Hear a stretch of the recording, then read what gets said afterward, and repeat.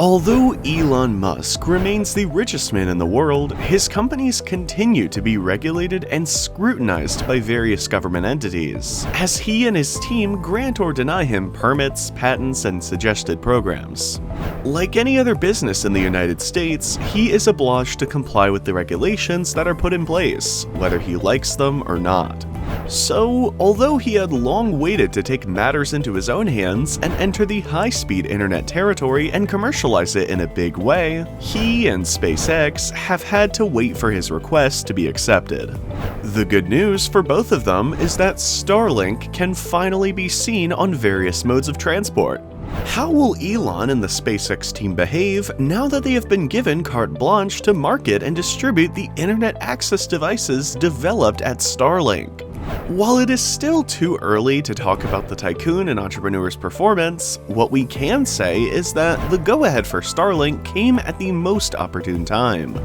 Due to the recession and certain decisions being made at the highest levels, it has been reported that a number of workers at Musk's companies could lose their jobs in the coming months.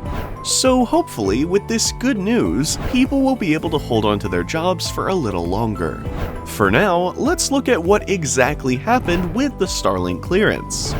The 1st of this month will surely be a date that Elon Musk and his team of collaborators will remember for a long time. After several years of research, development, and creation of what would now be known as the Starlink network, on the 1st of July, the Federal Communications Commission, the FCC, decided to give the green flag to the proposal that the internet service, owned by SpaceX, will be distributed for use in vehicles and various transport networks. This good news was welcomed and celebrated in the company that, for several years, has become a benchmark in commercial spaceflight.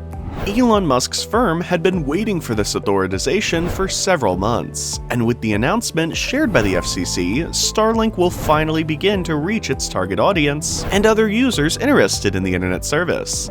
All of this via moving transport networks. Not only does this tell us that we will finally start enjoying Starlink services on ground-based travel services, such as buses or taxis, but the company could look to position itself on planes, boats, cable cars, trailers, and more. This would allow people traveling in any of these modes of transport to sample the service offered by the satellite network known as the Constellation, which in turn could lead them to sign up for the service, if they're comfortable with it. Seen in that light, SpaceX's plans for the company may be quite clear. This is because, as a new entrant to the US market, many people are likely to be eager to try the service. If it delivers on its promises and is able to provide faster, more convenient, and cheaper bandwidth, who knows, maybe in a year or two we'll see a number of companies around the world signing up for Starlink services for their respective means of transport. For those who didn't know, until June of this year, SpaceX's subsidiary had been forced to showcase its internet connection only through terminals placed at fixed points. If someone wanted to try the experience of navigating with the help of the Constellation, they had to go to one of those locations and connect manually, a task that most people were not willing to do. This is another reason why FCC's news was celebrated by the company's employees. Prior to the FCC's announcement, SpaceX and Starlink did not have the permits to move the satellites that make up the constellation. While it is true that they are artificial bodies located in space, the Federal Commission has the final say on commercialization inside moving vehicles. Therefore, both companies required its approval before making any moves involving their use at these sites, as well as their movement within certain perimeters, to follow the path that these means of transport would surely take. Now, with that approval, Starlink will not only be located in homes, offices, and other places close to the general public, but can also be found on the move. That's another winning point that increasingly reduces the limitations the service had in reaching users. That said, could the FCC's decision be what SpaceX was hoping to change its outlook? From what we've seen so far, arguably, yes. As long as good decisions are made, this clearance would have the potential to improve the company's numbers. That's because, for several months now, the subsidiary had shown interest in bringing the Starlink service to commercial flights and travel.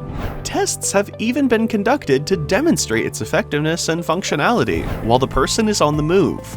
These tests were conducted with the help of Delta Airlines, with positive results. Despite this, Starlink still has to overcome the barrier formed by the Federal Aviation Administration, the FAA, as, without their permission, the device cannot yet be installed on aircraft. Add to this the fact that SpaceX is not the only company in the field interested in offering its services. And what do we have? We have strong competition from Starlink and Kepler Communications, a Canadian company that has also just received a similar authorization to the subsidiary, with the only difference being that it must be limited to ships transiting US and international territory. And we've reached the halfway point of the video. If that thumbs up is left, let's move on. As we told you in the previous block, both Kepler and Starlink have a well-structured network that is valued for its efficiency. That's why, when the Federal Communications Commission was asked about both companies, it responded as follows. Quote, "We agree with SpaceX and Kepler that it would be in the public interest to conditionally grant their applications. The authorization of a new class of terminals for SpaceX's satellite system will expand the range of broadband capabilities to meet the growing demands of consumers who now require connectivity while on the move. Kepler's service provided much-needed connectivity to ships in the territorial waters of Hawaii and Alaska, and in remote areas around the world, including the polar regions of the Arctic and Antarctica. While it is true that these words praise both companies and seek to bind the majority of people in the world together, we cannot help but think of the impact these decisions will surely cause. With the new approval in hand, Starlink is getting closer and closer to its dream of being implemented on commercial flights.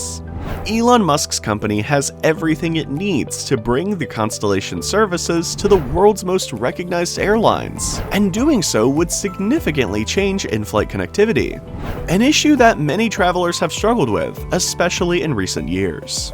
Given that in-flight connectivity options remain limited, it is safe to say that if SpaceX's satellite alternative is approved, airlines could finally offer a premium service without sacrificing communication from the sky. For now, Starlink can say that it has passed another regulatory filter that brings it ever closer to one of its goals. If you have traveled by plane in the last few years, you are aware of the slow speeds that flights have been traveling at. Given rising ticket prices, it's generally expected that, at least in this area, airlines will look for more user-friendly options and offer quality products. However, the reality is that some companies only offer a stable service to frequent flyers, VIP customers, and members of credit card programs. Everyone else has to make do with poor bandwidth, which is barely good enough to check email or social media. That is why it is so important that companies like Starlink receive approval from all government agencies. However, we cannot ignore the fact that some countries limit internet access on certain journeys and do not have the aircraft to change the decision in the short term. Passengers on these flights can only aspire to a Wi-Fi connection and perform basic communication activities through the applications implemented by the airline. So we can say the traditional connection still has a few more years of life ahead of it. We have reached the last part of this video. With the decision being made involving SpaceX and Starlink, it's time to weigh the benefits and pitfalls around his internet option. Is this the start of another successful Elon Musk business? And will his private transportation network alternative be equal to or better than the competition? And how accessible is such an internet connection available? Comment on all these questions below, and don't forget to send in your suggestions for future videos. That's all for today. Subscribe and leave your like. See you next time!